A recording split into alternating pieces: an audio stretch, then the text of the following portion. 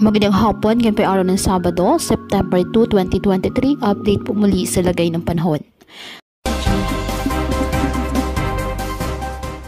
Tatlong bagyo at dalawang low pressure area ang minomonitor ngayon sa loob po at labas ng ating Philippine Area of Responsibility.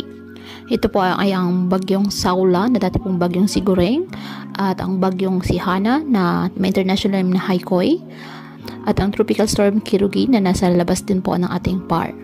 Bahagyang lumakas ang bagyong Sihana habang mas lumalapit ito sa Taiwan. Sa huling namataan ng pag-asa, east-northeast ng Itbayat, Batanes at taglan lakas ng hangin na 130 km per hour at pagbugso nitong 160 km per hour. Sa ngayon nakataas pa rin ang Tropical Cyclone Wind Signal number 1 sa Batanes dahil po sa bagyo.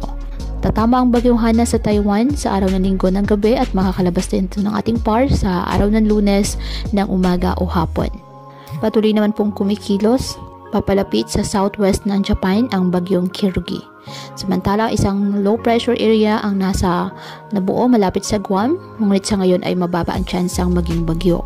Isa pang bagong low pressure area naman nasa silangan ng Bicol Region. Nasa labas din po ng ating PAR at may tsansang maging bagyo sa mga susunod na araw. Ang southwest monsoon o habagat ay patuloy pa rin po na pinapalakas ng bagyong Hana at ng dalawang bagyo na nasa labas ng ating PAR, ang bagyong Saula at ang bagyong Kirugi, kung saan magdadala po ng monsoon rains dyan sa western portion ng Luzon sa mga susunod na araw.